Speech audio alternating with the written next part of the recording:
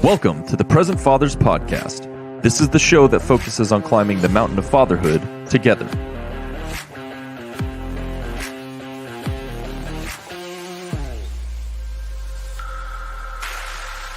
Our mission is to help fathers be present by sharing valuable ideas and concepts that will equip men to be the best father possible. Being a good father is hard work, but it is so vitally important. We believe that dads matter, and that's why this podcast is for you. So gear up, dads, and get ready. It's time to start climbing.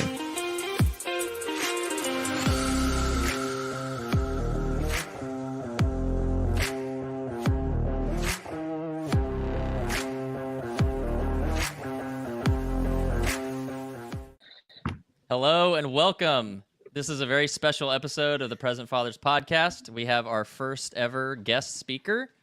And so we're just super excited. And in the interest of Jeremy's time, we really just want to dive right into it today and let him, I'll briefly introduce who he is and then let him take it away from there. But one little note, Dustin is unfortunately unable to join tonight. Work is holding him up. He's currently in an operating room. So a little bit of an important job, I guess. He will not be joining us, but we're going to carry on without him. Hopefully it wasn't a lava lamp. Yeah. Oh, we're not going to go back to that. We're not going to go back there. Oh, man. Yeah, the things you see in an OR. Okay. But with that said, so Jeremy, I've known Jeremy Harrell since 2018. Actually, we met at Mighty Oaks. I've spoken about that organization before, and I was in training to kind of be a group leader, and Jeremy was in my group. And I was just always very impressed with him right from the get-go. Really awesome guy, and he's been doing a lot of really impressive things in his life. And so we wanted to bring him on to talk about all the work he's been doing to support veterans and their families, but also how he balances all of that work with being a father himself. So without further ado, Jeremy, over to you, and thank you so much for being here tonight. Yeah, my pleasure. Thanks for having me. I love this subject. I love the content here on this podcast. I've been looking forward to this all day. You know, it's I'm on Eastern time, so it's a little bit later for me. I've been really looking forward to talking to you all and kind of sharing some of these techniques and things that we've learned along the way. Awesome. So Jeremy, if you could just start by kind of giving a little bit of your background, talk about your military experience and service, and then how you transitioned into what you're doing today as the founder and CEO of Veterans Club. Yeah, I appreciate that, and I think I'll go a little bit before that too, just because for the reason why we're on the podcast and what we're talking about today is I think it's important to let people know that growing up, I didn't have a present father, right? And one of the reasons why I even joined the military is because I needed somehow to learn how to be a man. And there was that you know, that saying that if you want to be a man, join the military, right? They'll teach you how to do that. And that's still debatable, but no, I kid, but yeah, so I didn't have a father really. My mom did the best she could, but you know, even from on a DNA level, she couldn't meet the needs of what my father could have taught me, right? As a man, she don't know the serpentine passages of the heart of a man. And so I do appreciate her for trying. But yeah, I joined the military right after high school, and I was just looking for some structure because I didn't have any.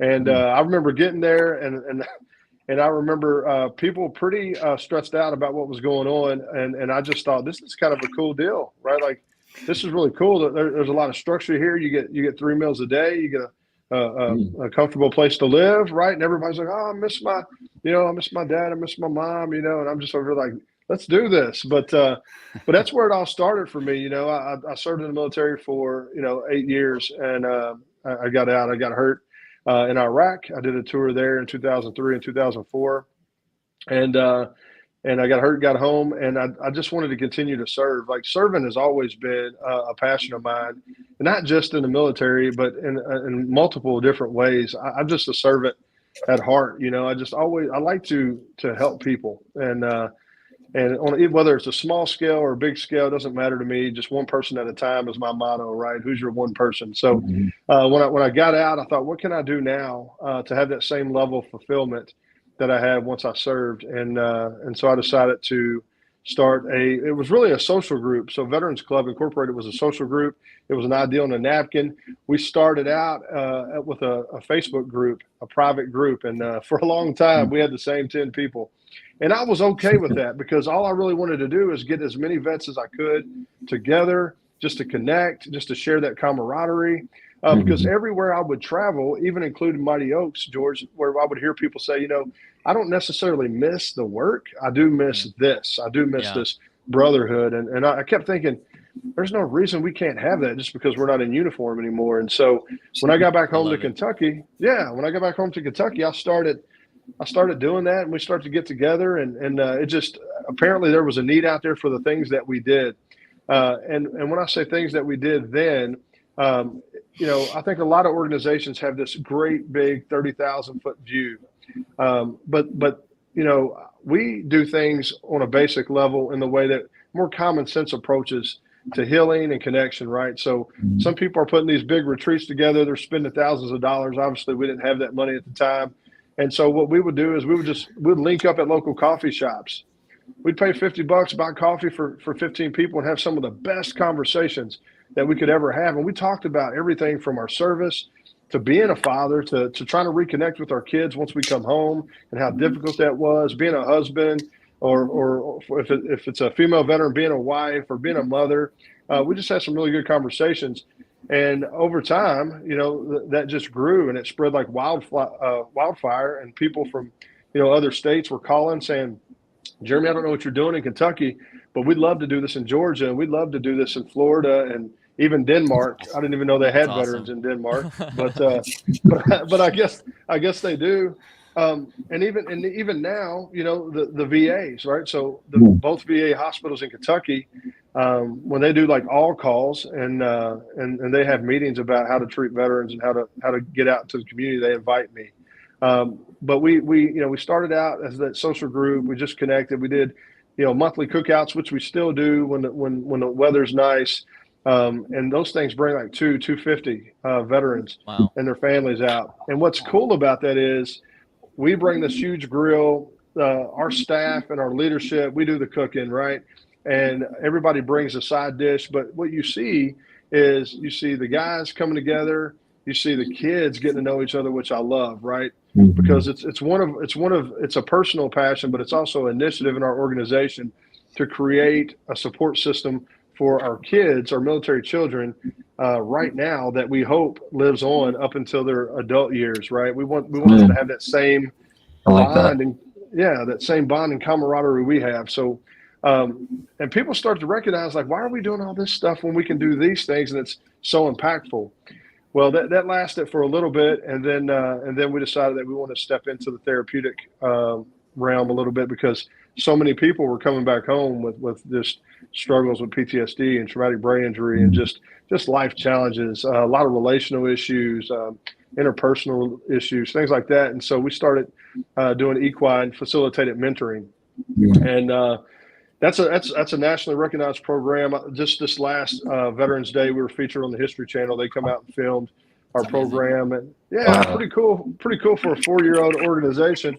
But they come out and filmed 15 hours. Actually, I was mic'd up for 15 hours, and it was a 6.5-minute segment. But oh man, what a long day! And there were some times during that day, in full transparency, that I had to say, hey, you may hear something on the recording that you just want to edit, maybe a few things that I said that I probably shouldn't have said, but nonetheless, man, we're really proud of that program. And what's different about that one than a lot of them is, number one, we teach a skill. So you learn about horsemanship. Veterans, in my experience, like to touch things, like to do things, like to learn and be hands-on. But also, it's centered around Christ. Everything that we do is Christ-centered. He's always been the center of what I do as a man, as a father, as a husband, and also as a leader of this organization. And he has truly done some amazing work. I wish I could take credit for it. I'm not that cool. He has done so much with this organization, and I know as long as we keep him in the center, he'll continue to do that. and so, we're doing really well. We're coming up with more programs each and every day. We got a lot of exposure. We're getting ready to partner with a big band, a guy named Corey Taylor Foundation. Oh, I know Corey Taylor's. Yeah. So we're getting ready to do some stuff. They just sought us out. I just got an email one day. I didn't even know who the band was. I thought it was a local band, and my ops manager was like, "Jeremy, you've been living under a rock your whole life." I'm like, "Well, I'm not a heavy metal guy, He's Slipknot's lead singer, man. He's one of my freaking favorites, man. I love me some Corey Taylor. Yeah, and I had no idea, and I think after we do our thing this next weekend, I think I'm gonna tell him that. He might think that's cool, but nonetheless, he has a foundation that he likes to work with veterans who have PTSD and law enforcement, and so that's really cool. So all that's going good, man. But the challenge was always, how do I pour so much into this and then still have some energy and some nuggets left in the tank for when I get home. And that was very hard initially. I don't know about you all, man, but I'm one of those guys, like if I get a passion and a mission, like I'm all in. Yeah. That's George and I for sure. Yeah. Yeah. We are gung ho until we get it done. A little too much at times. Yeah. We both are guilty of that for sure. I mean, even on unhealthy, let's be honest, unhealthy levels, like my wife will text and say, "Hey, husband, come home," right? And and because I'm smart now, that's what I do, right? I come home, and but no, man, really really proud of the organization, really proud of what we do for veterans and first responders and their families. I think what I'm most proud of is the fact that we do include families. As a guy who's been divorced a few times myself, I know the impact divorce has, not just on myself or my ex-spouse, but also if there's kids involved. And man, I really and I know that when we were talking before, Brandon, you asked a question like, at what point did you decide that you were going to be better at being a dad, and at what point were you going to try to take that to the next level? And it was at that point where I was seeing what my selfishness, I can't say another word for it, selfishness and my disregard for anyone else was causing how it was trickling down to my children.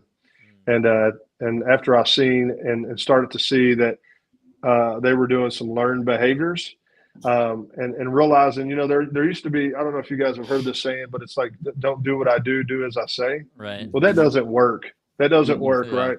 I'm the guy in the back going, "Hey, that doesn't work." But man, that's really when I decided, hey, I need to focus on what's important here. And that, that happened. I'm happy to say that my marriage with my wife now is incredible, and it's really because we allowed God to be part of that. But becoming a better dad makes me a hero in her eyes, man. And I don't think we don't pay enough attention to how important that is to our spouses. Yeah, absolutely. We think it's about abs and all that, right? About abs and how much you bench press, and maybe when we were college days and all that, but in reality, and not just my wife, I've heard many spouses just in conversation go, what is really awesome is when I see my husband on the floor with the kids rolling around, playing, getting dirty, creating mud pies in the backyard, things like that, man. And so after hearing all these stories and then seeing all these broken marriages from guys coming back, in fact, the divorce rate for combat veterans is 80%. That is a real number, and I didn't believe it at first. I thought that somebody's packing that number, but I researched it in several different platforms and realized it is a true number. Yeah. And so with that comes a lot of broken families, right? So if I'm already dealing with stuff that I've dealt with in combat, and I'm already struggling that way, and now all of a sudden I got to find a new place to live, and then also I'm not seeing my kids, so now I'm feeling guilty about not seeing my kids the way that I should see my kids, and now I have more financial stress because now I have to pay for not being able to see all these compound challenges, and so I just thought one thing I want to do with this organization is I want to focus on families, and I want to focus on a fatherhood piece. I can't do much on the motherhood side. We got some people that are good in the organization who can do that. I mean, my wife does that. She helps do that. But as far as the fatherhood piece, man, we're really starting, and it was just recent that we've put an emphasis on that. It first was the vet, and then we realized that, okay, so the vet is getting better. They're working. They're doing a lot in their lives, but they're going back home to an environment that is got a lot of animosity, a lot of pain. Mm-hmm. So, and George, you may have recognized this, like from Mighty Oaks, is guys come to Mighty Oaks and they spend a week and they hear about marriage and they hear about brotherhood and character and all these great classes, and they're fired up, man. Like they're fired up, and I love it. And they go home and they're like, hey, babe, listen, I had it all wrong. Like, I didn't even know what marriage was. This is what I'm going to start doing. And the worst thing that can happen is she goes, yeah, I've heard that before. Yeah. Right. And so, yeah, that bitterness. Yeah. Like, I've heard that before. You've been saying that for 20 years. And so then what does the guy do? He goes, oh, well, forget about it then. Right. And so it's just a cycle. So yeah, man. So we pull families into that too, but we just believe that strong families lead to strong vets, and even the ones who are still active and in the Guard that still serve, and that's what draws a lot of people to the organization. But yeah, I mean that's why I was so excited to do this podcast, because not enough people talk about this. I mean, it's like, most people, like when this is probably my 20-something podcast, right? And people want to talk about me and they want to talk about what I've done, but they never say, what about being a dad, man? Well, I mean, you have 4 kids. Like, what's that look like? It just never happens, but I'm glad that we're doing this today. Yeah. So we're doing it right now. And we are thankful to you and your family for allowing us to borrow you for this time. And this was very last minute, just so everyone's aware. I called Jeremy, I think Monday, and I was like, hey, can you come on? And he was like, absolutely, man, I'm there. So I appreciate your servant heart, Jeremy, and being willing to share your story with us. And I just want to touch on a couple things. So our last episode was the book Start With Why by Simon Sinek. And like, you literally just talked about how you took that same concept and basically put it into practice. And that was, you had a genuine passion to help, veterans and do something about it. And hey, why not me? And you said a little Facebook group, start with 10 people. And here you are today, where I think I looked on your website, it's like over 2,000 people have come to your therapy sessions and things like that. I mean, so you're obviously making an impact. And again, it's because it came from a genuine why. You had a real purpose, a real drive to do it. And, like you said, God was at the center of it too. So I think that was just a winning formula right there. And then another thing that you brought up was how important it is as a father to right the wrongs in your marriage, in your role as a father. We talked about the book by Dr. Meg Meeker, Strong Fathers, Strong Daughters. And I was actually just rereading that book today. And it's so important. It's not that the wife is not important. It's not that mothers aren't important, but there's just something about the role that a father has where you have to take charge and start not making excuses for yourself, and your leadership will eventually turn the tide. I mean, that's how me and my wife were. I mean, we have both been at points where one kind of wanted to quit, right? But the other kind of picked up the slack. But it wasn't until I seriously went to Mighty Oaks for myself, and I really started taking charge of my crap and fixing my crap, that things really started getting out of the cycle, and we started on the path to healing. And so it's inspiring to see another guy like you who took action, made something happen, and now you're able to affect families in a positive way. So I'll pause. I know the other guys probably have a bunch of questions for you, but just very thankful for your time tonight. Yeah, absolutely. Yeah. And I want to jump in and just say, first of all, thank you very much for your service, and then for the service that you're doing after service, for the other guys that served. It's so important, because all the friends that I've ever discussed, therapy and things to, over games or whatever the case it may be, that have served, one of the biggest issues they have is coming back to civilian world, and there's no camaraderie, there's no brotherhood, there's no support. For me to hear that there's somebody out there working hard to support, make them feel like they're supported, and to help support them, that's amazing. And I really do appreciate that. And one thing I wanted to clarify, you said equine therapy. Some people that, might not know psychology very well might not know what that is. So can you describe what that is just really quick for us, please? Yeah. So that's what we do with that is we use horses as part of the process to work through some of the challenges that the vets are having, and we have those. We have vets, and we have first responders, we have spouse sessions, and we even do have military children sessions. Although that's more like a pizza party in a barn with horses. But yeah, we use horses because horses have this ability to connect with us on this very intuitive level, and even so much so that horses can regulate their heart rate to match your heart rate. And because horses are prey animals, they're always kind of hyper vigilant, right? They're always trying to really what they want to do when they're around us is to make sure that we're not going to eat them. What they don't recognize is how many people are afraid of the opposite, right? Or to get kicked or something like that. But we really use the horses as a segue into conversation. Right, it's much easier to talk about your worst day if there's this horse in between you, and you're learning how to groom the horse.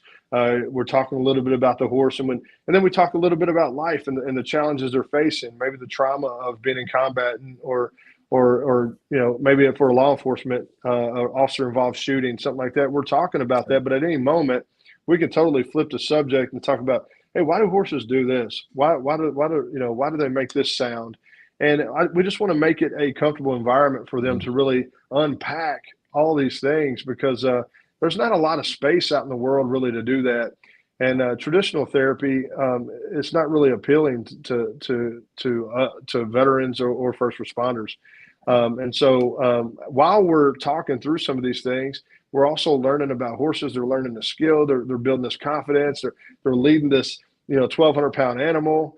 And we take them, we start in the stall, we put these horses in a stall, 12 by 12, and we have 2 vets or 2 first responders or a mixture of both in there together. And it's a little uncomfortable because you have this 1,200-pound horse and you're in their world. And, but it allows you to start, recognizing some of the fears in your life. And it's just really amazing how it starts off. I'm a little nervous and anxious around this horse because horses are big.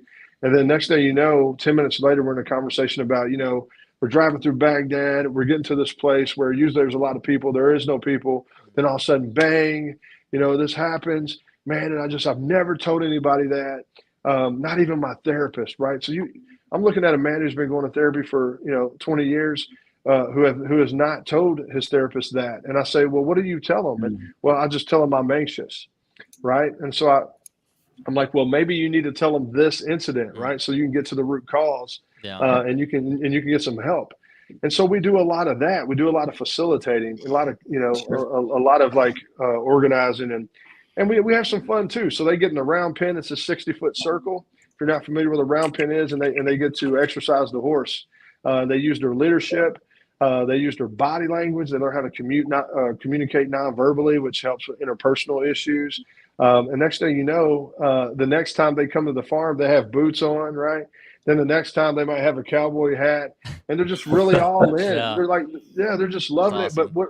But what's really cool is after the day's over, the guys, they want to hang around and they want to continue to talk to one another. And that's kind of a measurement for me. That's like a report card. Like, are these guys going to be in a hurry to leave?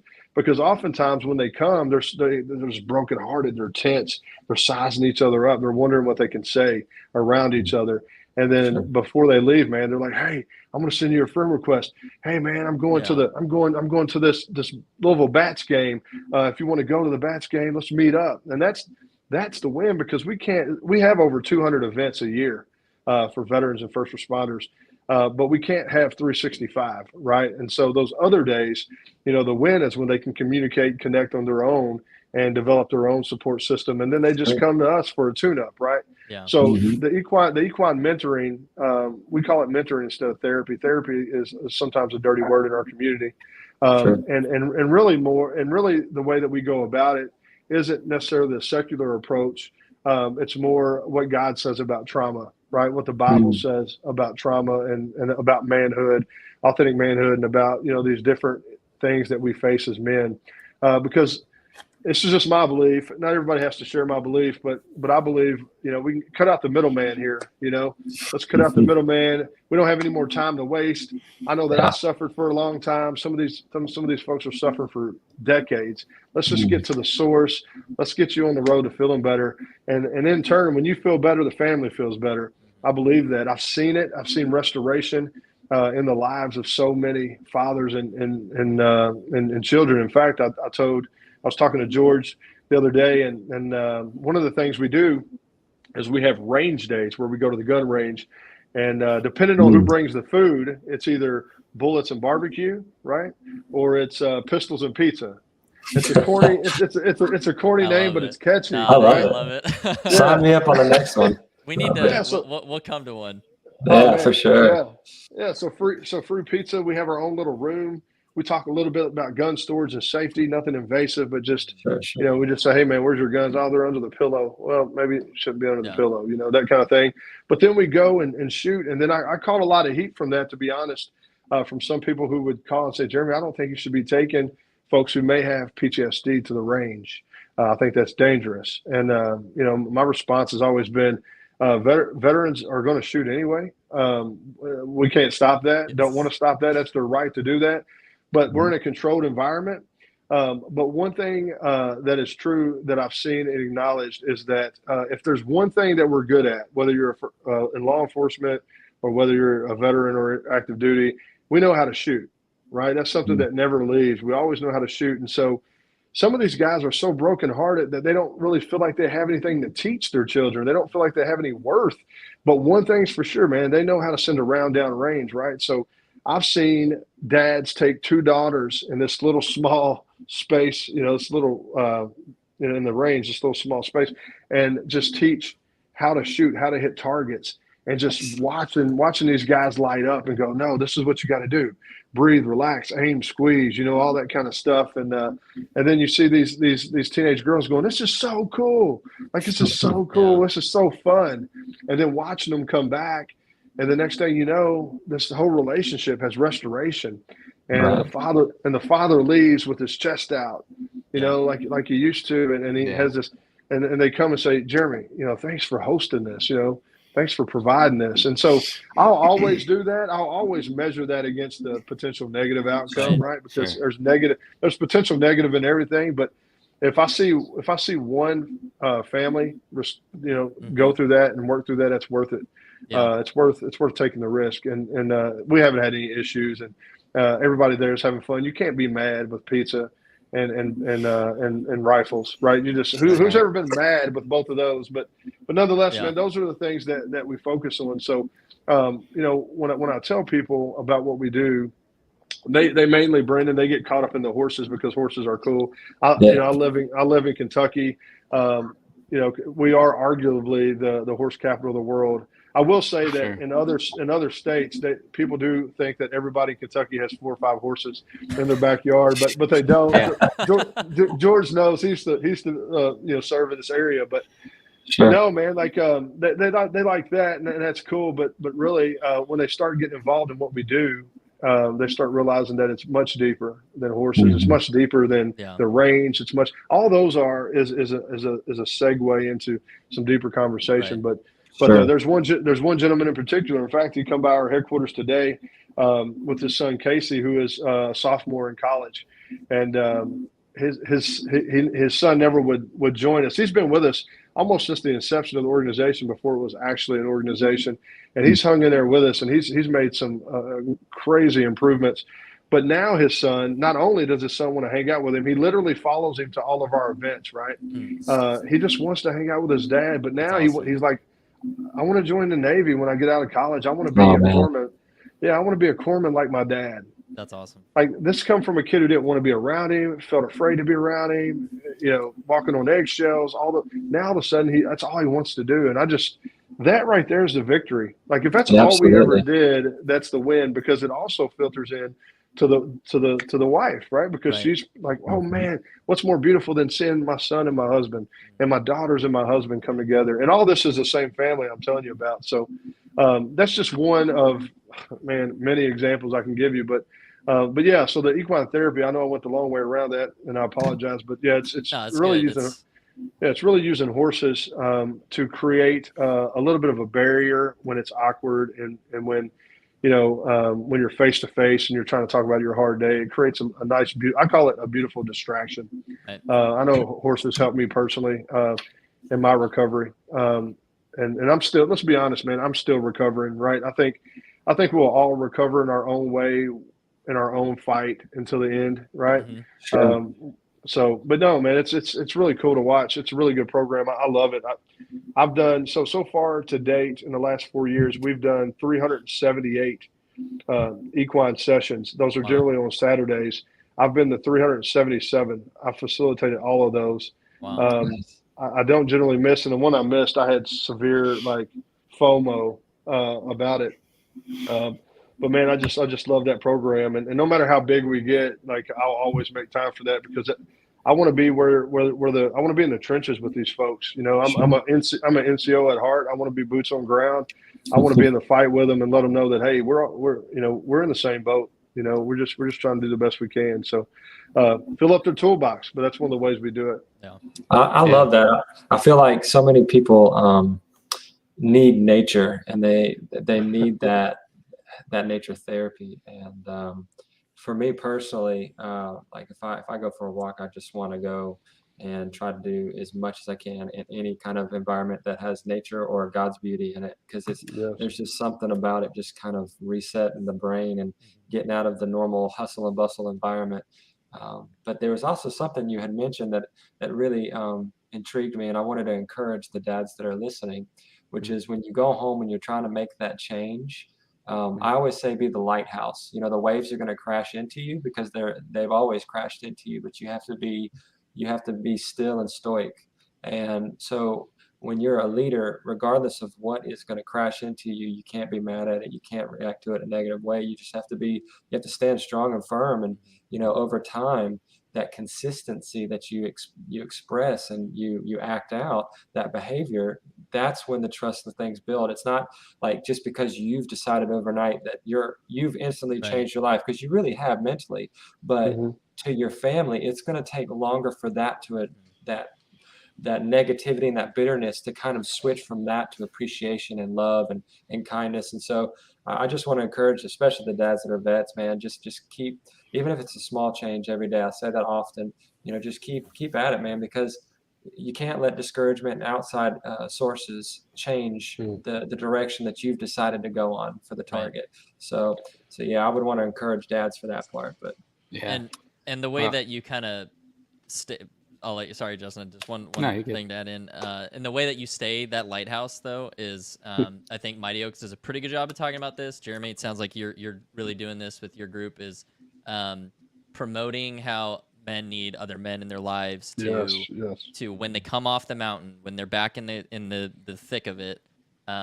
You need that outlet. You need another guy who's been it, who understands it, maybe who's more experienced than you, right? Maybe they're further along in their life and marriage, and they have that experience to support you, to hear you, but also to challenge you when you're like, oh, my wife did this, and they'll be like, who cares? You did this, so fix it, And and for me personally, there was a couple times when I left Mighty Oaks before I'd been back and I met you, where I had to call up a guy from my group who was, he'd been blown up by an IED.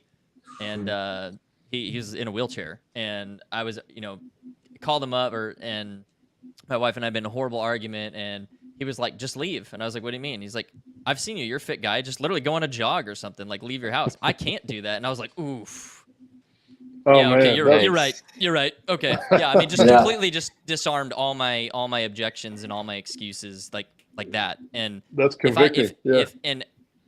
He had checked in on me, like, how you doing? And I said, not so good. And he called me like 10 times, and finally I picked up. So it was him actually who kind of got me out of my stuff on a bad day. And so if I wouldn't have, had that guy in my life to challenge me, I probably would have just, kept doing the wrong thing. So yeah.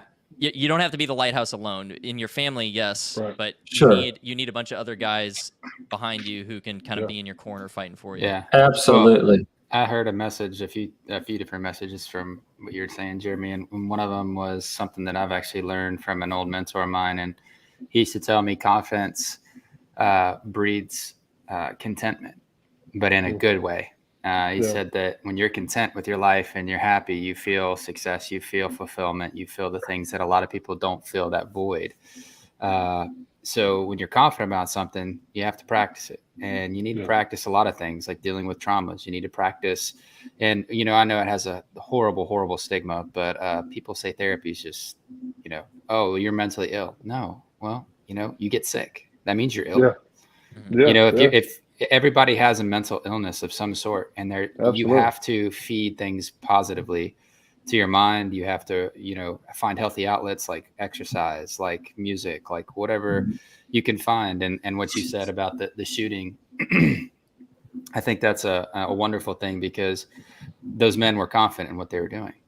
They're sharing their confidence with somebody. And I've heard the phrase, I think it goes, practice makes perfect. Well, no, it doesn't. Practice makes improvement.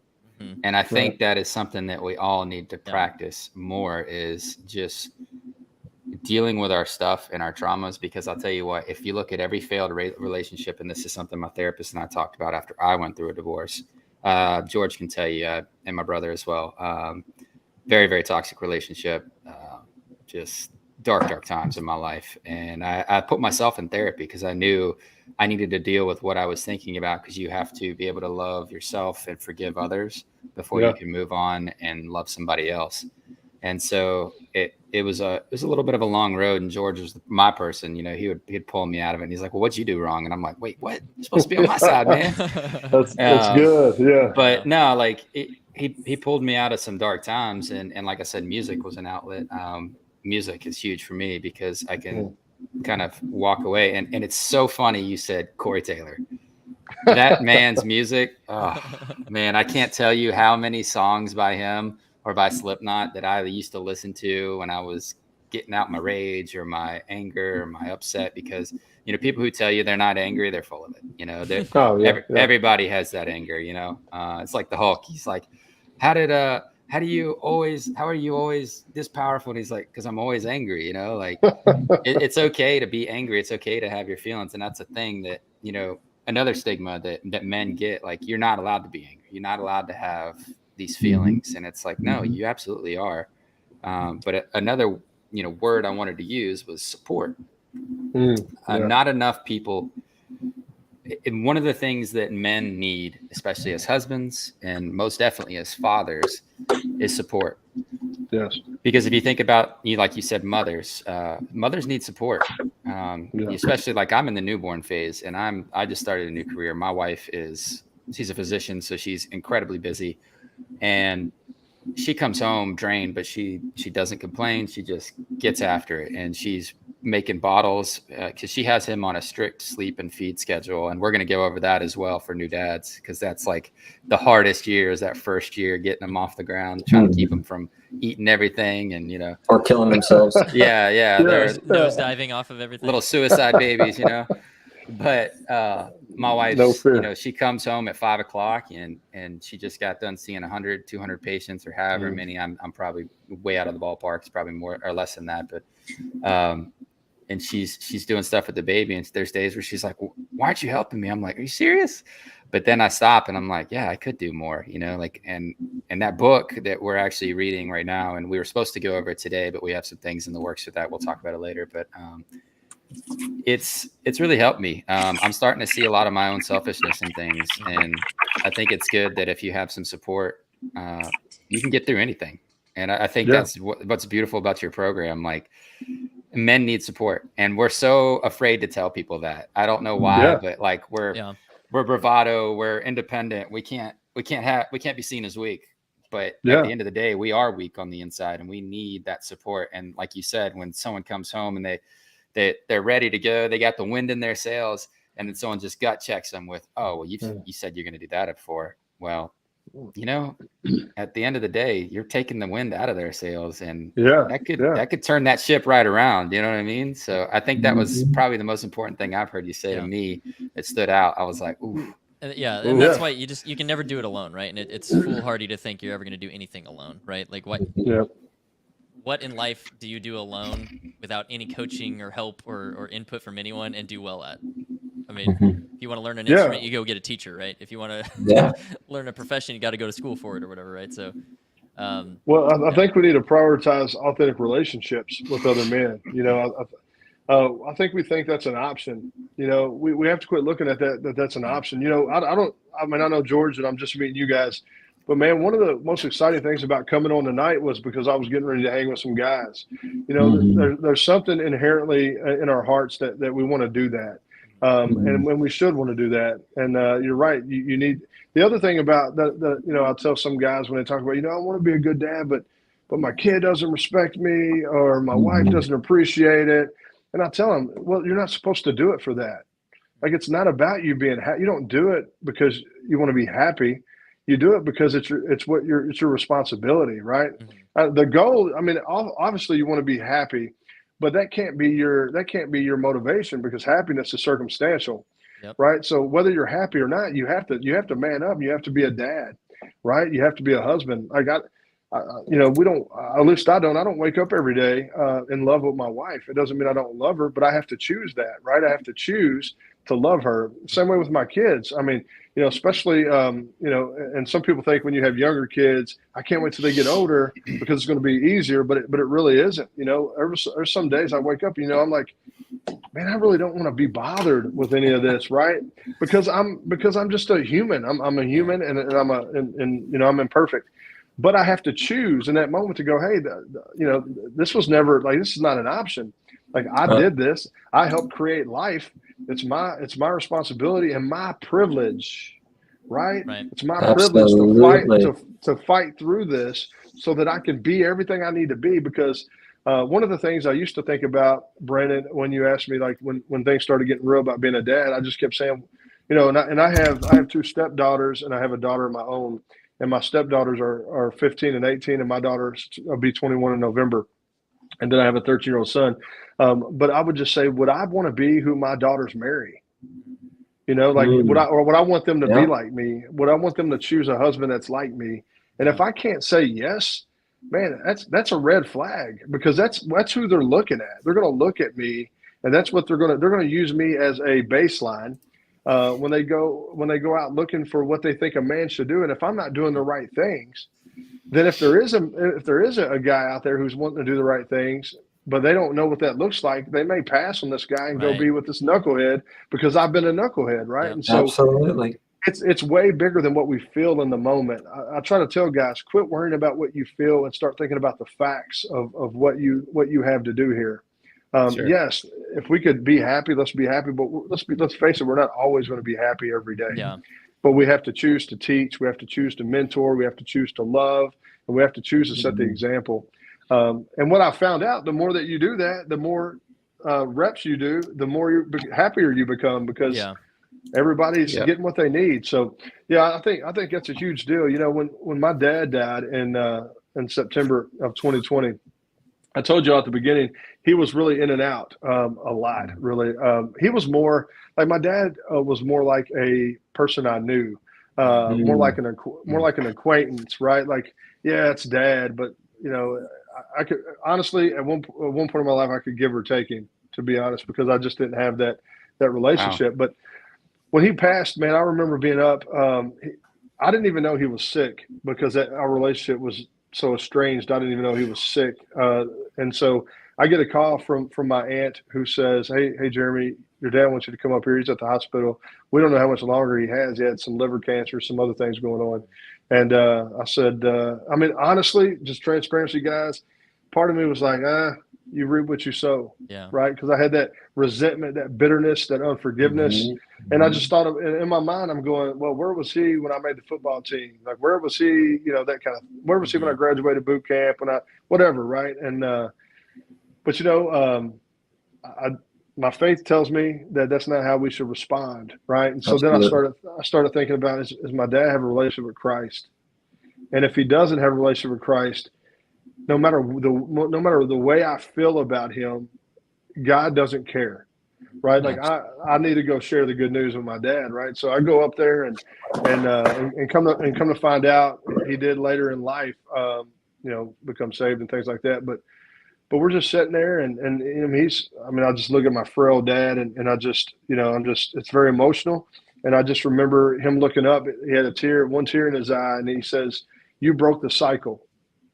It was the most powerful thing that I think he's ever told me. And it didn't register at first because I was just kind of in an emotional roller coaster there. But when I go to think about it, like his dad wasn't a good dad either.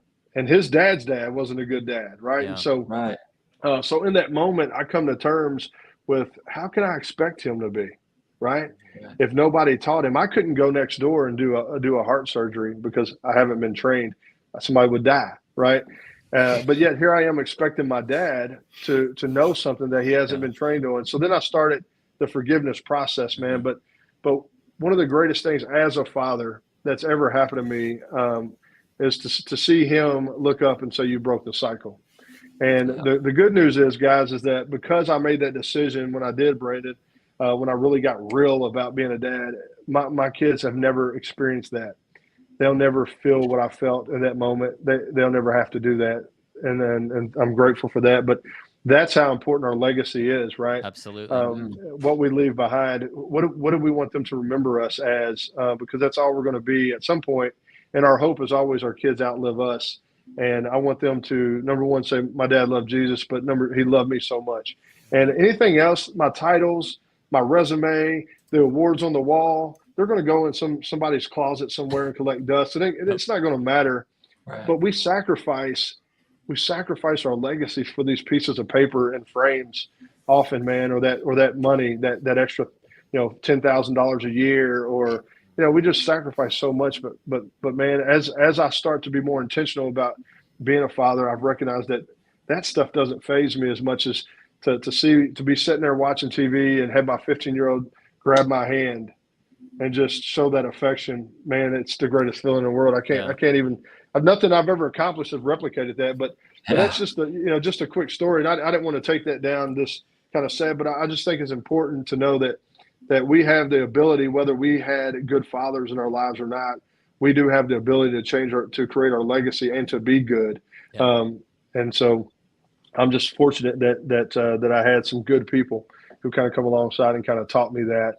But mainly Scripture taught me that, because he is the greatest father, right? So I thought, if nobody else can teach me that, I'm gonna look here. Right. And sure enough, man, made a world of difference. But I just wanted to share that with y'all. Yeah, no, that's awesome. Like, I think you hit the nail on the head when you said, after I was talking about support, it made me think about something. So there was a study that I actually talked about with my therapist at one point, and it was about the fact that 9 out of 10 men would rather talk to a male about their issues and their traumas than a female, because men, one, don't want to look weak. And 2, they're willing to confide in men because brotherhood is something that not a lot of people talk about. But if you have it, you are good. You can deal with anything with the right men at your side, because you can feed off of that. Yes, you are. And I want to talk about my dad, because you brought up dads. Yeah, man. This is actually something I've never shared with anyone but my therapist. Brandon probably hasn't even heard this one yet. But it's about to get juicy.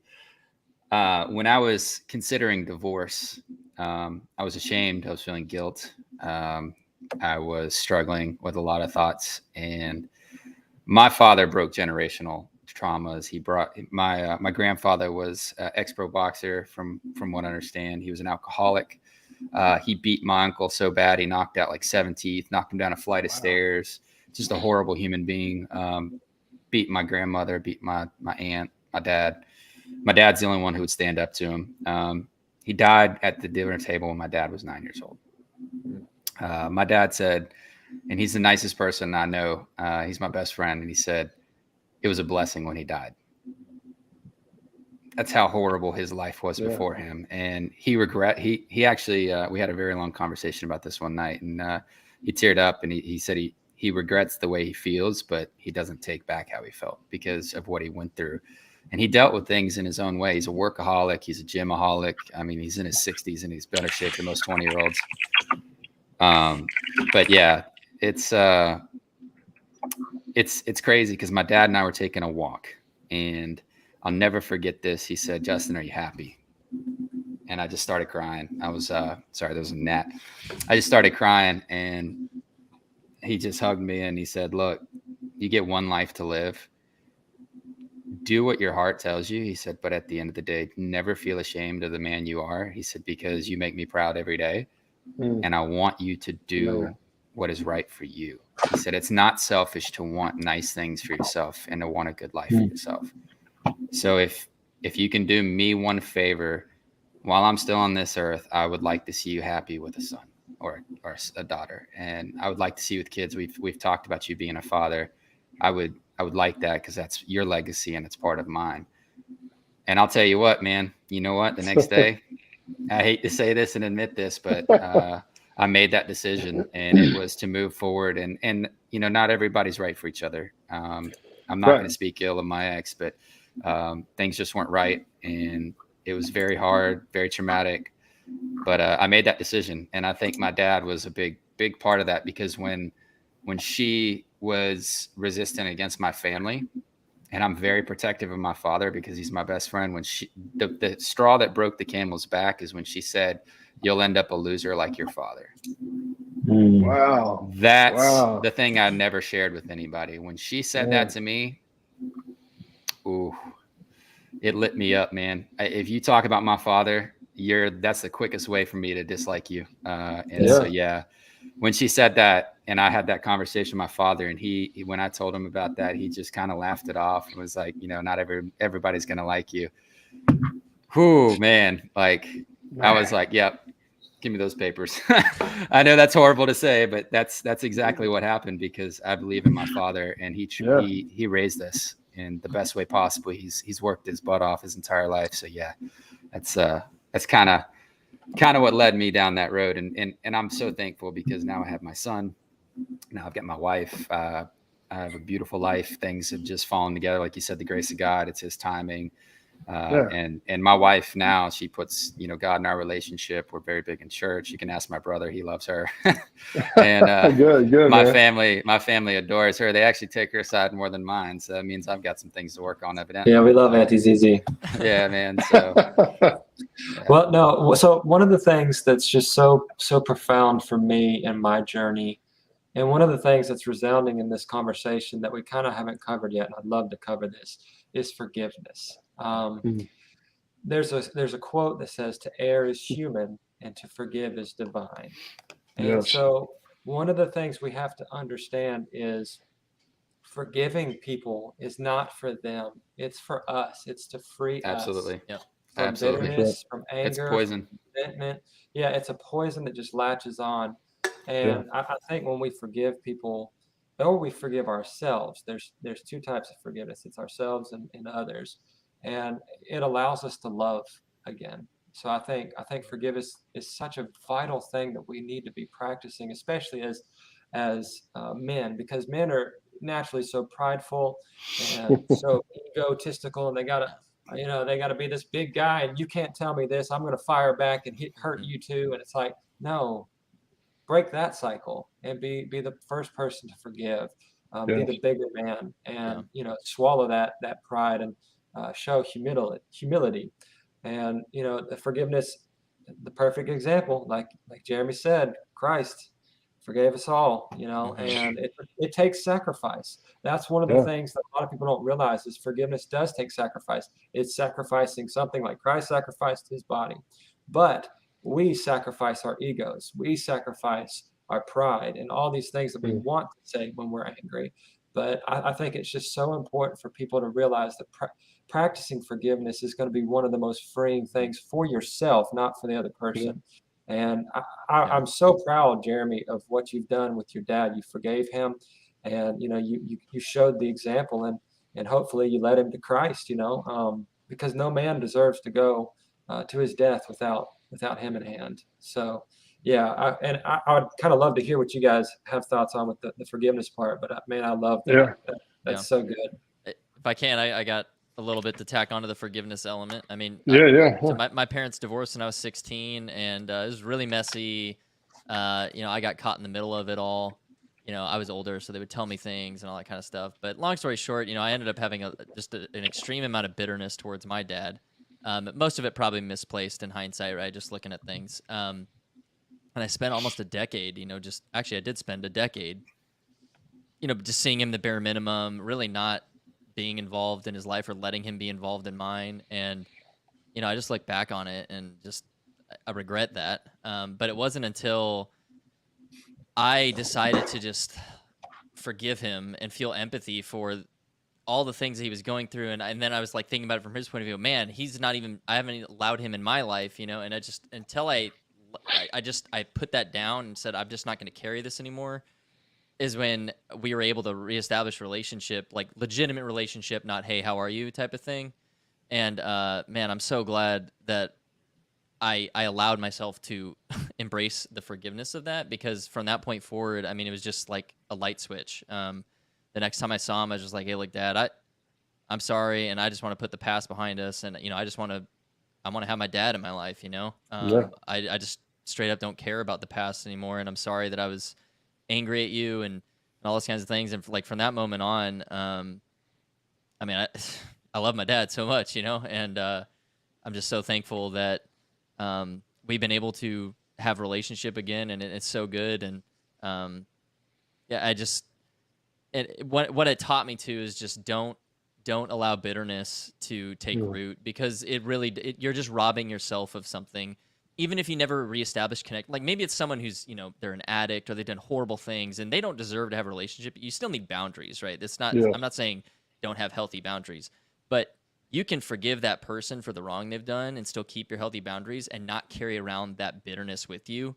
You can take that off your back, and there's something just really beautiful about that. And I think that's why Jesus was so big on us forgiving others, is because you're kind of like stabbing yourself if you just hang on to it. I don't it's just it's a weird thing. And when you finally stop and just let it go, you stand a little bit taller. It's freeing, it's liberating. So yeah, I mean, that's just in my personal life with my dad, thankfully, that we've, now for the last 10 years, it's been good. So yeah, I think, I think with forgiveness, if we don't forgive, I think it's the equivalent of drinking poison, expecting someone else to die, right? Like I'm sure you guys have heard that, but the thing about, forgiveness is it's not letting someone off the hook. It's important to note that they're not, number one, we can't look at life as a competition, but you're not letting them off the hook.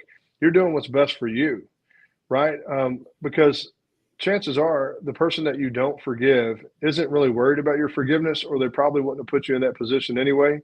So what are you going to do? Just let it eat you for years and years and years, and there's this false, like Brendan said, there's this false sense of bravado with men. And I really, what I think it is, I think it's really fear. We're trying to put this mask on to cover fear, to cover insecurity and those things. And, one of the things I do is I do jail ministry. Right. So I'll walk into a dorm and I'll tell guys, I just want to let you know right now that all y'all are weak. Right now, imagine that. Right. This guy walks in and he goes, I'm like, y'all are weak. I'm weak. You're weak. We're all weak. We're all weak men. They're like, oh, I ain't weak. You are.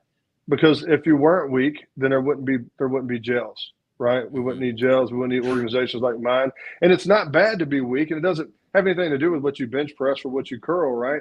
It's about we can't do life by ourselves. We can't do it. We're not designed to do it, and we have the strength in Christ that only He can provide. But when we try to do things ourselves, that's where the unforgiveness comes. That's where that pride and ego, and really pride and ego is just a mask for I don't know what I'm doing, but I'm going to pretend I know what I'm doing, so you don't think ill of me. And that's why authentic relationships are important. We should, like, even just now meeting some of you guys, our next conversation in reality, if I had something on my chest, I should be able to just open up to you all and say, hey, this is, whether it's embarrassing, no matter what, I should be able to say that and have some good feedback. Right. And, absolutely. and that's what it really is. That's the transparency level. I think there's 5 levels of transparency, and transparency being the 5th level. But we have these cliche levels, right, where we're just kind of, how you doing, man? I'm good. Yeah. We're all about the I'm good. But I think if we don't practice forgiveness, then we're not teaching our children either. We're not teaching our children, like for example, in our house, we don't say sorry. We say, will you forgive me? Because I just think it's just heavier, and it just hits different, right? Sorry is something that my kids do when I say, hey, you shouldn't have done that. You need to apologize. I'm sorry, right? Y'all know how it goes. Right? I'm sorry, but you're not really sorry. You're just sorry you got caught. Right. But forgiveness, to look at somebody and say, hey, I forgive you. And what that does is when you forgive others, that might be the one thing that softens their heart, right? That takes their heart of stone and puts a heart of flesh. And then they go, man, if this guy can forgive me, then I need to start forgiving people. You may create this whole domino effect of forgiveness.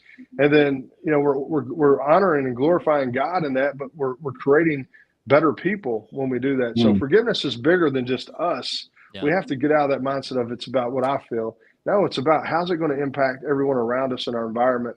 And more importantly, like I want my kid, I tell my kids, life is a long road of forgiveness. Sure. Essentially, right? Yeah. That's what I say. And, that's good. Yeah, I believe that. And they're like, well, am I going to have to always forgive people? Like they look at it, because you're younger. The teenagers are starting to get a little bit, but they're still in their own way too. They're pretty self-centered at this point, and that's just normal development. But like they say, I can't forgive everybody for everything when they keep doing the same. Yes, you can. You have to, because that's what God did, right? God, absolutely. God, one of God's last prayers is, Father, forgive them. They know not what they do. Yeah. Yeah. And so, and so I just tell them, just expect to have a lifetime of forgiveness. And once you come to terms with that and you embrace that and know forgiveness is a beautiful thing, and quit looking at it as a submissive or weak, issue, look at it as strength. I mean, if it was easy, then we would be better at it. Right. It's not easy. Right. So anyway, man, I do say that all the time, not just to my kids, but just to people. I think life in general is just a long road of forgiveness. Yeah, that's good. That's beautiful. That's awesome. I like it. Forgiveness can be hard, especially if you're forgiving your twin for being an alumni of Ole Miss. Now I see where the UK comment. Yeah. You got a bunch of SEC. You got a bunch of SEC people here, and then I'm the weird Oregon Anybody fan. who thinks this is Alabama, no, thank you. Atlanta, right? There's no this mullet is Atlanta on it. Braves, baby. It's Atlanta Braves. Well, to go back to what you were saying, Jeremy, I thought it was really beautiful when you were talking about your kids and forgiveness. Like I ask my children to forgive me when I'm wrong all the time, because they need to know that their dad is not perfect, and they need to know that there's times I need to practice humility and come to them with an apology. But one of the things that we go further on is when we ask our children to apologize to each other when they've wronged each other, is to not only just say, I'm sorry that I did this and that it did this to you, or it hurt your feelings in this way. Do you forgive me? And then we let the other kid say, I forgive you. And so not only is there a practicing of saying sorry, but there's also the practicing of grace and the practicing of forgiveness. And I think one of the other good things, going back to the forgiveness point, my last point on it, is that it gets you out of the victim mode. Yeah. Yep. People want to sulk. People want to stay sad when they are sad. And I've experienced that personally in depression and anxiety. And so you got to get yourself out of that victim mentality, and you've got to realize that you're the only person that's going to dig yourself out.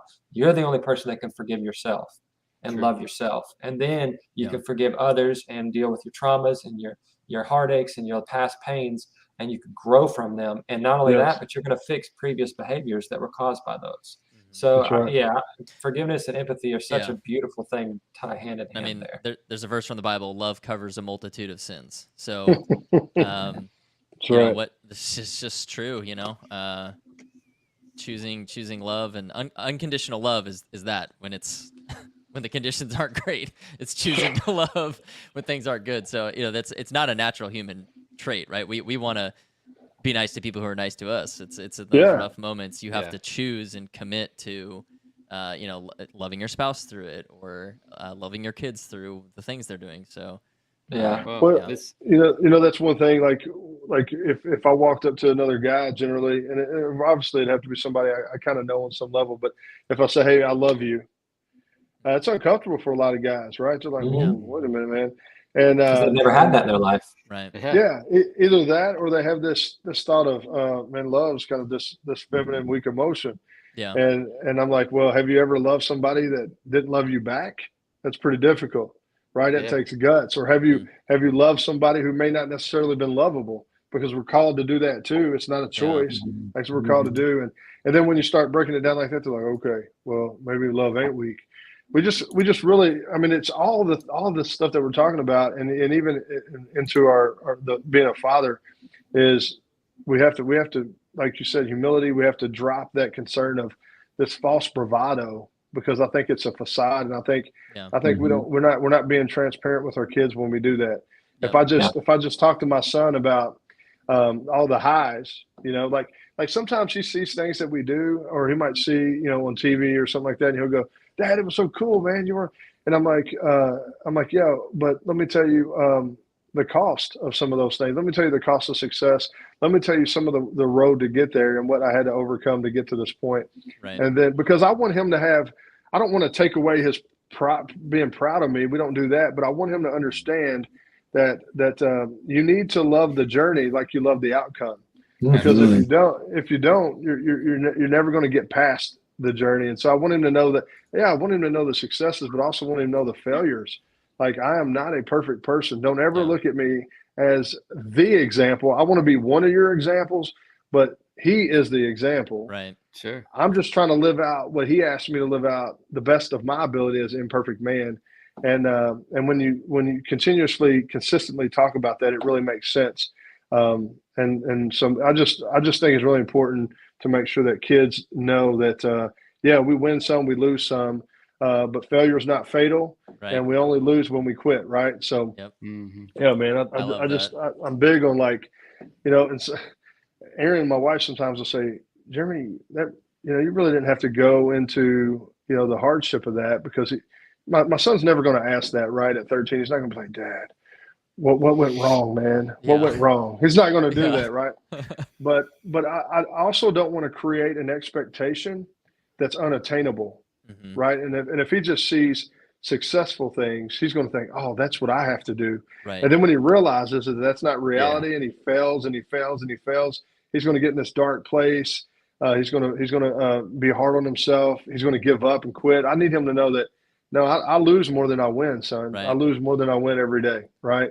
But we just keep getting up. We fall down 7 times and get up 8, right? And that's just what we do. So yeah, that's good. Yeah, it's interesting too that you kind of hit on that, how you need to own that it's not always perfect, right? And you may have all the success right now, and it's not great. But because I was just reading the Strong Fathers, Strong Daughters book today, and there's literally a chapter on how you're supposed to teach your children humility and how crucial that is.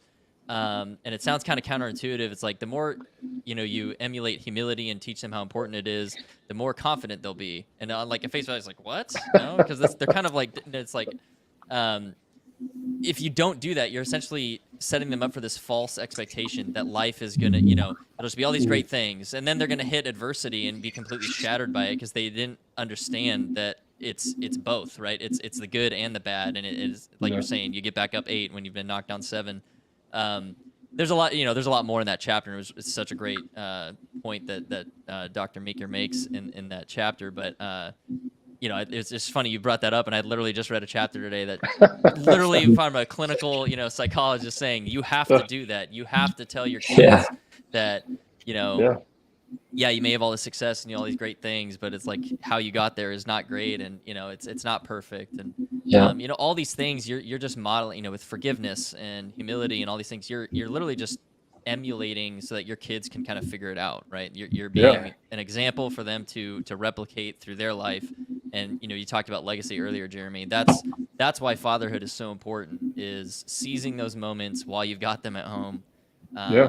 To be that example so that they can replicate it in their lives down the road. And if you don't take that seriously, it's gone. You can't take it back. You can't, once they're grown, they're gone. It doesn't restart. So, Yeah, it's a serious responsibility, and I'm glad you called that out right from the get-go, right? Yeah. It's a responsibility to be a dad. It Yeah. is. It's Sure. I'd argue the most the most important responsibility you'll have.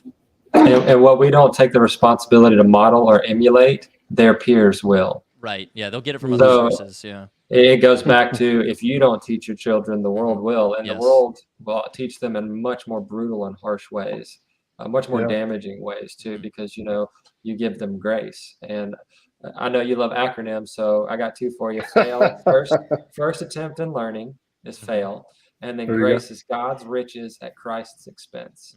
That's good. Well, we're talking about forgiveness and like judgment free and That's like good. grace.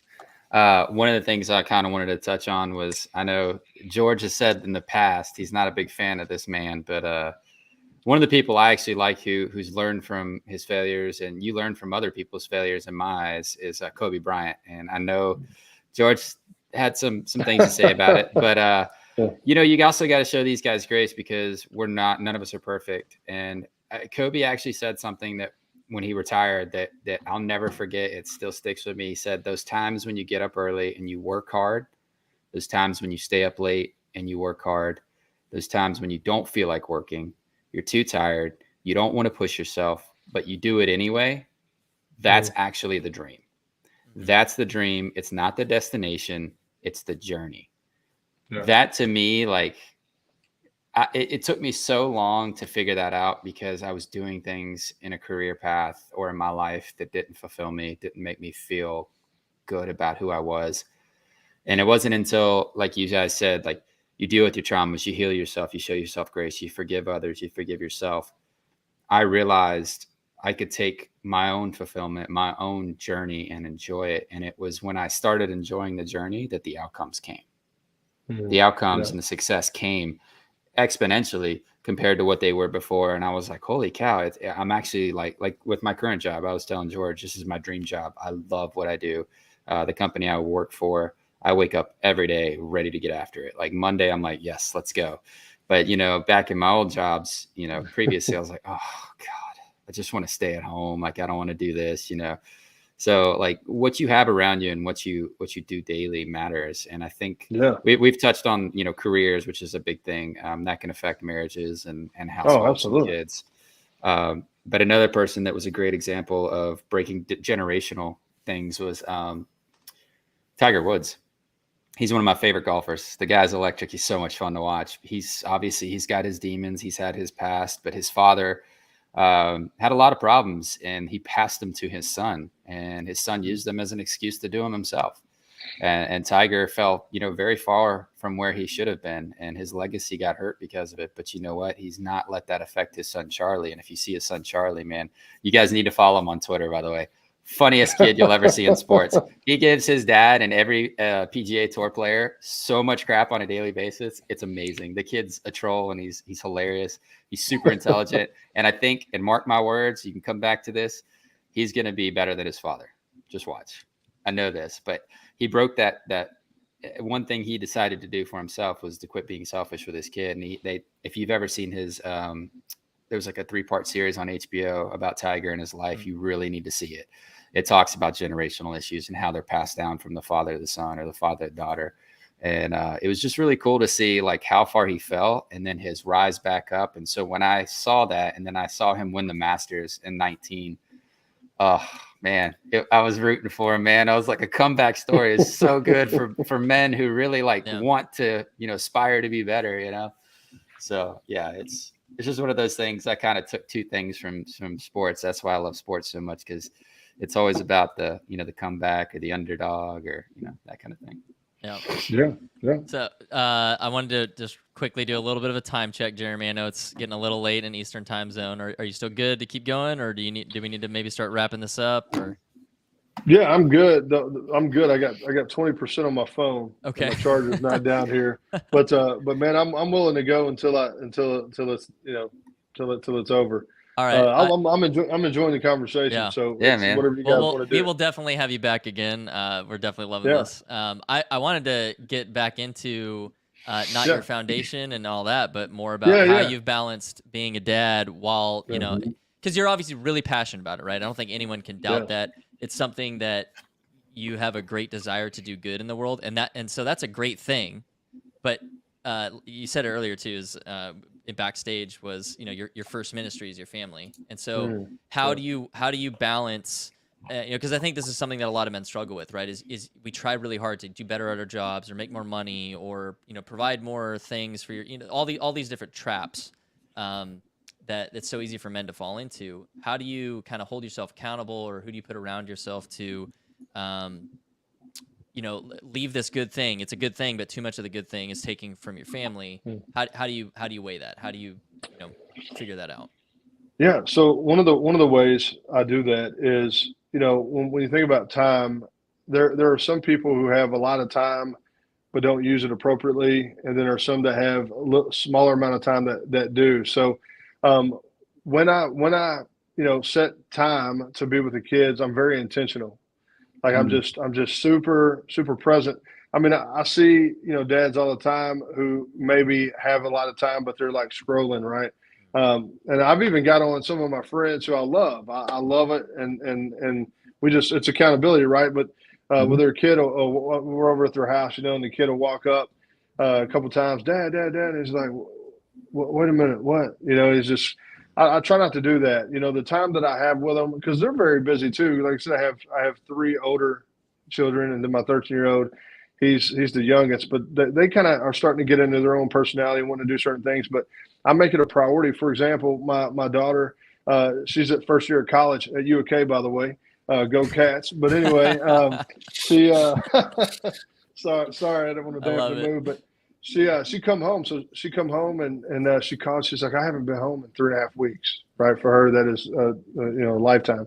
Yeah. And I said, well, here's what I want you to do. I want you to come home, and Saturday night, I want you to have dinner with us, right? And so she's like, okay, that's awesome. So we made this plan, and she comes home, and it's Saturday, and I call her in the morning, and I say, hey, we're good for dinner, right? We're gonna have dinner. She goes, yeah, why wouldn't we be, right? But then as the day went on and she started to reconnect with her friends, her mom got a call about like, hey, is there any way we can do dinner tomorrow night? And so I said no, right? So yeah. I call her back and I said, Maddie, we made a commitment to one another. Like I made a commitment to you, you committed to me. We're going to do this tonight.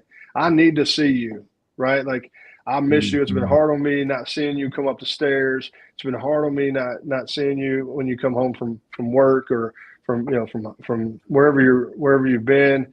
I need to see you. And so just making sure that the time that you do have, that you capitalize on it, that you're focused. I think that's more important than having, you know, trying to find an abundance of time. I think that's where we get in trouble, is we try to do too much of everything. But it's just, for me, it's making use of that time, and I don't use my phone, or I'm just, when I do that, I'm just solely focused on her. We have good conversation, or not just her, but all my kids. And then they understand that I care about them because I'm putting everything away. And then when I go back into the office, I'm all business, right? And just really making sure that they know that they're a priority. If I'm in the middle of something and they call me and they say, hey, I really need to talk, everybody around me knows that if that happens, no matter what I'm doing, I can be on a call with Corey Taylor, and I'm gonna say, hey, bro, I gotta go. My daughter needs me, or my son needs me, and that's what I do. And I mean, that's just it's and most people understand and respect that. But it's just about, you know, you taking the time that you have and using it, and being intentional versus not, because you can be in the same room with people and there's no impact, right? But it's just about pouring into one another when you can, and so that's kind of what we do as a family. They know that if I'm going to see them for an hour or 3 hours, it's going to be all about them, and that's the most important thing. And we're able to balance it that way. Awesome. Thank you for sharing. I appreciate the candor in it all. Yeah. I love how it's funny, again, how you were like, no, we made a commitment, you're going to come, because that's like almost an identical example that's in Dr. Beaker's book. It's like almost identical. I swear I haven't read the book. Yeah, you need to, because you're like, hey, I did it. I did it. You know? But yeah, that's so good. So accountability. The other thing too is like, like I'll come home from a drill weekend, right? And I'm tired. I'm the commander. Like I'm on the whole time. I'm there early. I don't get, problem after problem. And I get home and my daughters miss me all weekend. Because normally that's the only time we really have to hang out. And I know the second I walk in the door, it doesn't matter how tired I am. I just need to buckle down, play a board game with her, do something with her.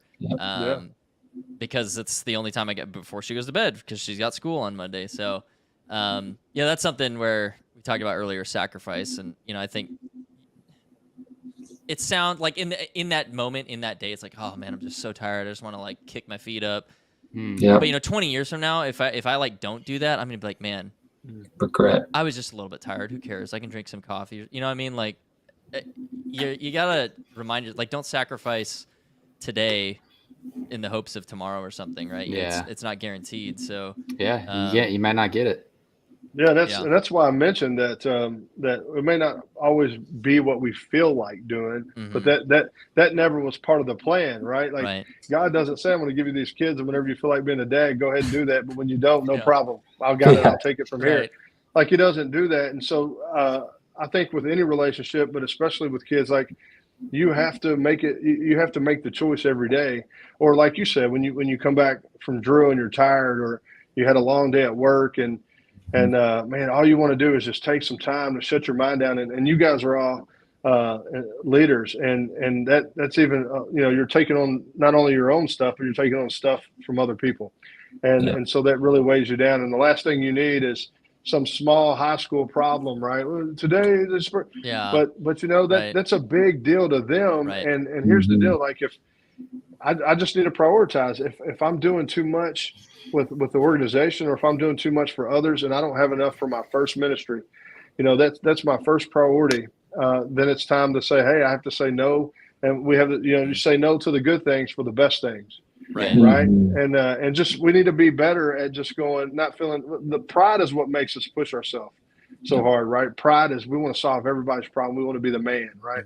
But in reality, we need to say, hey, I understand that you're going through this challenging time and you feel like you need me right now, but listen, I want to touch base with you, but my kids, man, I haven't got to see them for a weekend. I need to really spend time with them.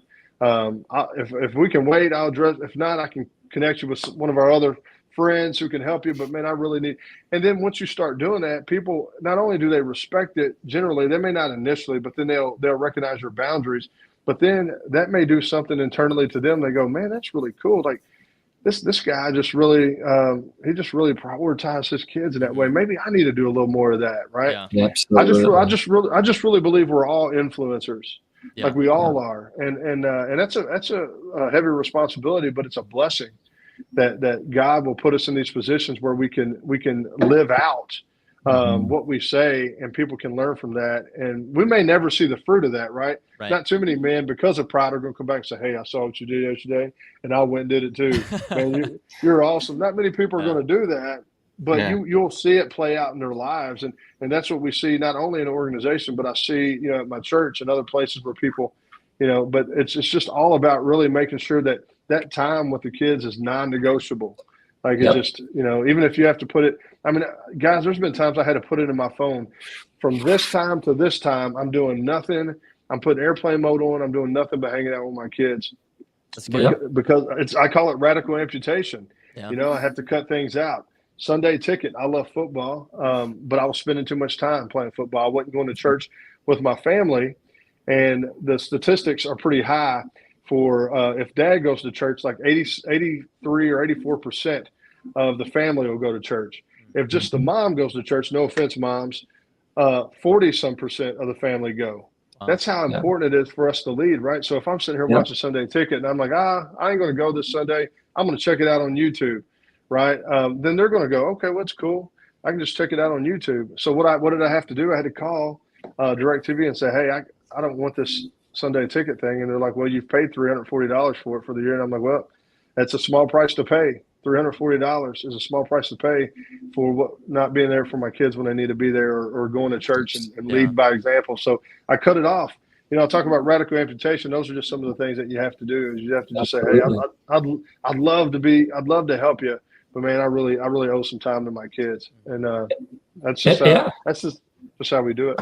Yeah, it's so necessary because kids have two cups that I've always read and felt. They have the power cup and the love cup, and both of them have to be filled by both Yeah. parents.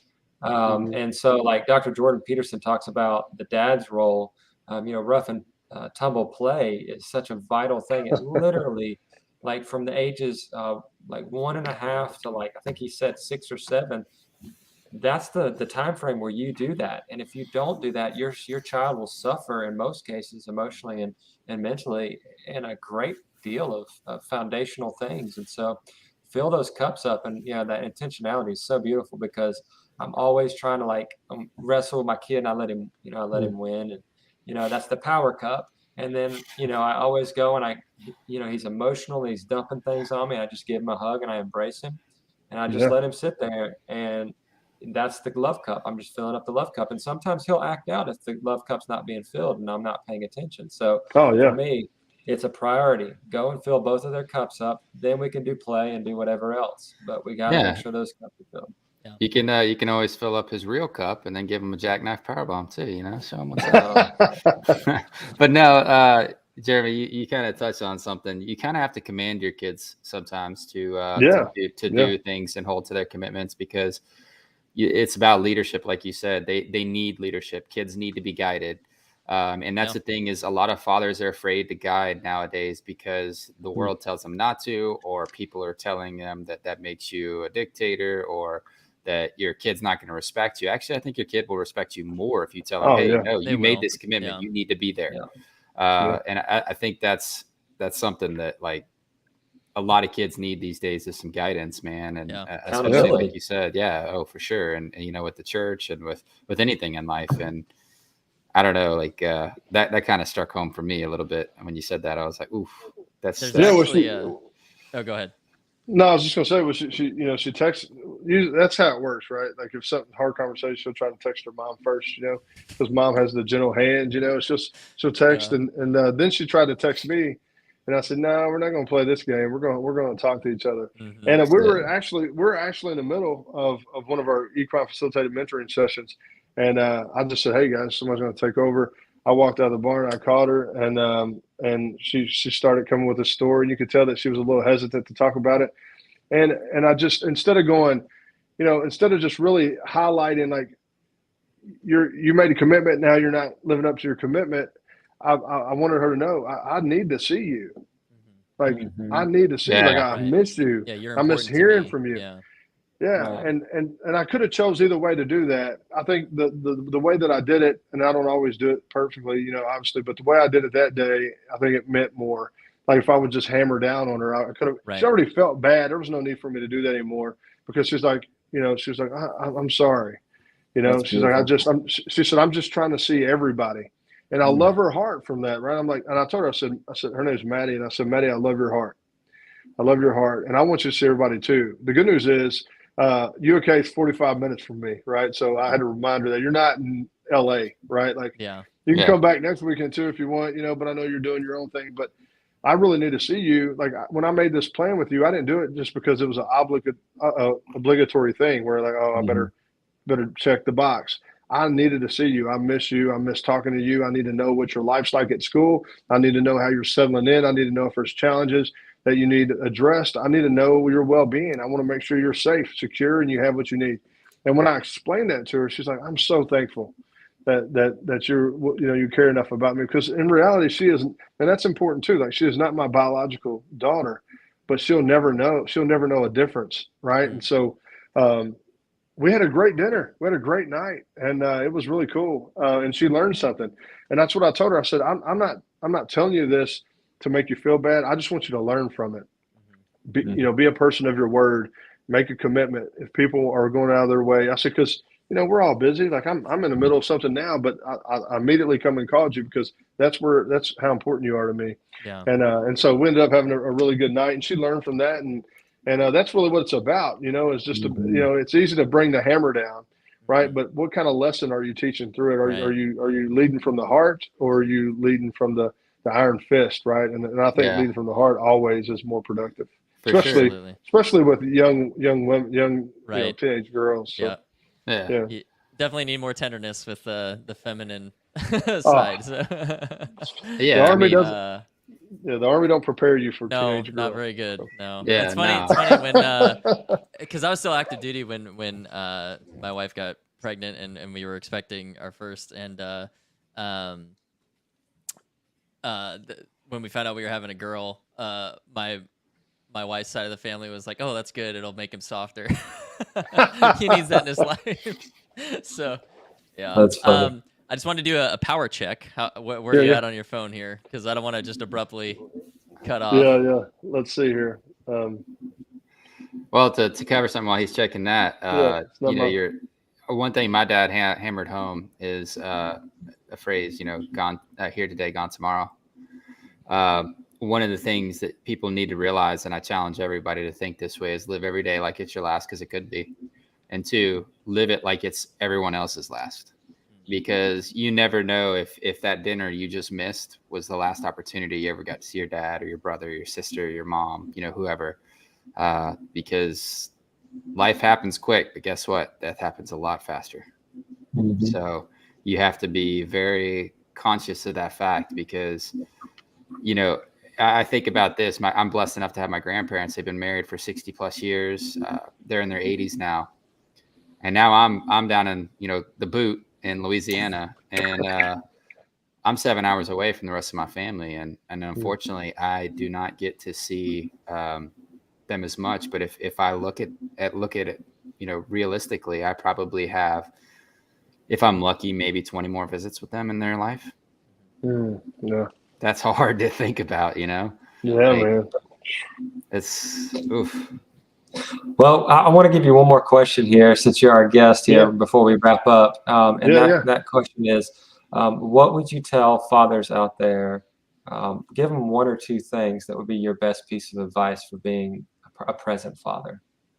I think the biggest piece of advice is, be a servant leader to them, lead through servitude, meet them where they are. If you don't have the answer, say you don't have the answer. Don't fake it till you make it. I don't think that works out well in fatherhood, right? It creates this false sense of knowing, and then they can probably, take that and become that as well. But it's all about honesty and transparency. It's all about, doing life together, and take off the hat of, I have to be this hero, right? Who said that? Like, the hero in my mind, and for in my experience with my kids, is when I say, you know what, I did a bonehead move today. This is what I did. Somebody cut out in front of me, and it was really poor time management for me. I hit the horn. It scared them, and I feel terrible about it. Like, sharing those stories too, because that's going to happen in their life. Are you going to be somebody who hits the horn, or are you going to really hold yourself accountable? Like, I was running late because of my time management. It wasn't anything to do with anybody in front of me, but just talking about the hard stuff, showing humility, showing the imperfections of who you are. And if you're working on something as a father, share that, say, hey, I just, dinner time is great for that, right? Like, when everybody comes together, and it gets harder as they get older. But when we come together for dinner, just say, give me I always ask, give me a couple things you guys are working on. What is it that you're trying to work on? Are you trying to learn something? Are you trying to work on something internally? Are you trying to accomplish something? And I kind of force them to share. And then I say, well, here's what I'm trying to do. And then sometimes the answer is, I'm trying to be better for you, because I don't think I've been that great for you this week. And just being real about that, man. And I'm telling you, it just goes a long way, because it reminds them of how important they are. They're like, look at this strong guy, right? Who leads our family, just admitting where he fell short, and just being honest with your kids every step of the way, and lay ego and pride aside, because again, that sets false expectations that they can never accommodate. And I think what's one of the things that is an issue today is social media, right? Like, we didn't worry about that when we were growing up. Yeah. There was no thing. Like, if I didn't get invited to a party, I just didn't know about the party, right? But now if you get on Instagram, you're like, oh, look what Bob's doing. Like, why did I get that? So that's a lot of what our kids are. Bob. That's a lot of what our kids are facing now, and that makes parenting more challenging for us, because we have to help them navigate that, right? And we have to help say, hey, listen, don't worry about it. Like, don't worry about, you don't know the why. Like, start asking the why. So just really having good conversation, being when you're present with the kids, being intentional, and just be real with them. That's the biggest thing that has shown success so far for me, is just being real. Hey, look, I didn't do so hot today. Even if you're having like conflict with your spouse, as the kids get older, like I have, like I said, I have teenagers, and so they're smart, right? So they know when there's a little bit of conflict, and just being like, I should have honored your mom a little better than I did. Well, this is what I said. I probably shouldn't have said that. And they appreciate that. And then when they see you ask for forgiveness, when they see you live out all these things that you teach, it's undeniable. They'll develop those habits, and they will do as you do. They will not do as you say. Right. And that's a fact. And I'm thankful that they do that, because I need somebody to hold my foot to the fire. But also, lastly, guys, because I don't want to run over, but lastly, just doing stuff like this more so that we become better as men, right? Just having these conversations. I love this, man. I needed this, and I'm glad that we were able to come together and just share some of our most vulnerable moments. Think about it. We just met each other. I knew George, but we just, Brendan, Justin, we just met each other. We talked about some hard stuff, man. And I think we feel better because of it. Yeah. There's a lot of smiles right now on the screen. Yeah, man. And that's a win. So yeah, just really living out what you teach, practicing what you preach, that kind of thing. Absolutely. Thank you, Jeremy. Absolutely. So I'd love to take a minute and plug Veterans Club. And Thanks, the top comment here on the video, I've linked to the page where you can consider a donation. If you want to support an organization that's doing a lot of good in the world, definitely recommend that you consider that. And Jeremy, why don't you take a few more minutes and just talk about your upcoming events that you have planned for Veterans Club, and maybe if people live near you and want to volunteer, how they can get involved. Yeah. So, I want to encourage, and I want to make sure everybody knows that we serve veterans outside of Kentucky too. Some things are limited, right? I mean, if George, if you wanted to drive all the way to Kentucky for Equine Facilitated Mentoring, we'd love to have you. But there are some things that you can plug into remotely. Get connected with us. Get on our website. We have a calendar of events. For example, in August, we had 35 events. There's only 31 days.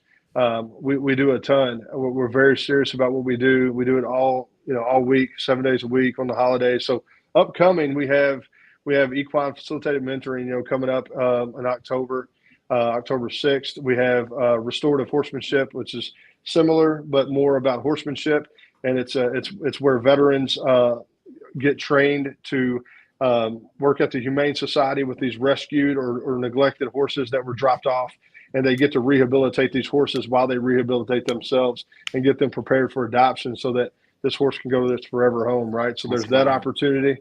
Yeah, it's one of our favorite things. We do a lot of connection events. We're going to have a Thanksgiving dinner for vets, first responders and their family, and really whoever comes to the door. We don't vet people. We love everybody, right? We're going to do a Christmas thing as well. We are getting close. It's less than 100 days. I just want to remind y'all about that. Like less than 100 days. My kids remind me every day. It's all reason. Hey, this is my kid's first Christmas. So there you go. I'm stoked, man. You got the countdown going already. But just check our website out. Obviously, our social media too. We're pretty heavy on social media. Not Twitter, really. That's usually a dumpster fire. So we kind of stay away from that. But like Facebook, Instagram. We have a private Facebook group for veterans and first responders. That's very private, and it's a space for you to come together and talk like this in a safe place. There's about 7,000 veterans on that page, and we'd love for you to connect that way. But reach out to us, whether you're in Kentucky or not. We just want to hear from you, and I'm sure we can add value in some way. And we just want to say, hey, if nothing else. Yeah. But I appreciate you having me on. I really enjoyed this, guys. It was really good. Thank you. Yeah, man. Thanks for coming on. And I actually wanted to say, I want to challenge anybody watching or that will watch this. Please, please, please do not hesitate to reach out, comment, whatever. We want that brotherhood to grow. And like I said, I've said it once, but I'm going to say this every episode from now on. Please grow with us. We're growing every week together, or every few weeks. We're going to eventually be every week. But for the time being, we would like everyone to grow with us, because you can grow as a father, you can grow as a brother, as a man, as a friend. And we want to invite you guys to take that journey with us and become better week after week with us, because that's what this is all about. And we challenge you guys to do that. And if you have an awesome story, please please reach out. We want to hear your story. We'd love to have you on. Like we want to challenge fathers out there, be more active, be a part of this brotherhood. Like come on the show, do what you need to do to get in with us. We would really like that. So absolutely. Jeremy, thank you so much for your time. Yeah, this is my pleasure. I had a blast tonight. This is man. Yeah, me too. And Yeah, you know, good. I knew this was gonna be a hit. I knew your story, and I knew it was gonna resonate real well. So really appreciate your time and your commitment. I definitely want to make my way up. I live in Clarksville, so I'm not too far away. It's about 3.5 hours, I think. So yeah. So I'm just I thought right you were across in the Oregon. border in Tennessee. Okay. No. I'm from Oh Oregon, but man, yeah, I live down in we could Tennessee. have Yeah. we could have already been hanging out. Yeah, we Yeah, could have, man. yeah. So I wanna drive up for your next pistols and pizza or bullets and barbecue. Let me know. Oh And, man, You let me know. I'm gonna I'll come up pencil there that with in. you, Yeah, George. a little bit farther I'll for fly Brandon. up there. Yeah, we'll get up man. there. I We'll can do fly from Louisiana. we could do Dustin. Dude, Dustin's gonna have FOMO on this episode, man. yeah, For real. but you know, Dustin has other responsibilities too, so he's for Absolutely. sure For sticking sure. at work, saving lives. You know, kind We of love you, important, Dustin. I guess. But Put that cookie down. Now. Jeremy, from all of us, thank you so much for the time. Absolutely, brother. Please thank your absolutely. family as well for sharing you with us. And Absolutely. we'll definitely do this again. This is awesome. sure. Really excited for everything that you're doing and the future success. And yeah, just again, thank you. Thanks, Got man. I nothing else to appreciate say. you. Appreciate you guys. Yep. We'll come shoot some guns together pretty soon. Anytime, Absolutely. man. And the pizza, it's the best pizza in town. It's All really right. good stuff. Yep. You had me at pizza. Had me Pizza, again. pizza and guns. You can't Yeah. beat it. I mean, it's amazing. pretty good. Yeah. Yeah. All right, Jeremy, thank you so much. Once again, please consider supporting Veterans Club. Go to their website. There is a place you can donate on their website. Please consider that. And as always, thank you everyone for tuning in and supporting us. And if you know a father out there who could benefit from this, please share it with them. I think that's a great way to wrap up, guys. So have a great night, and thank you all. Thanks, guys. All right. Have All a right, good one. take care, Thank everyone. you. Good night.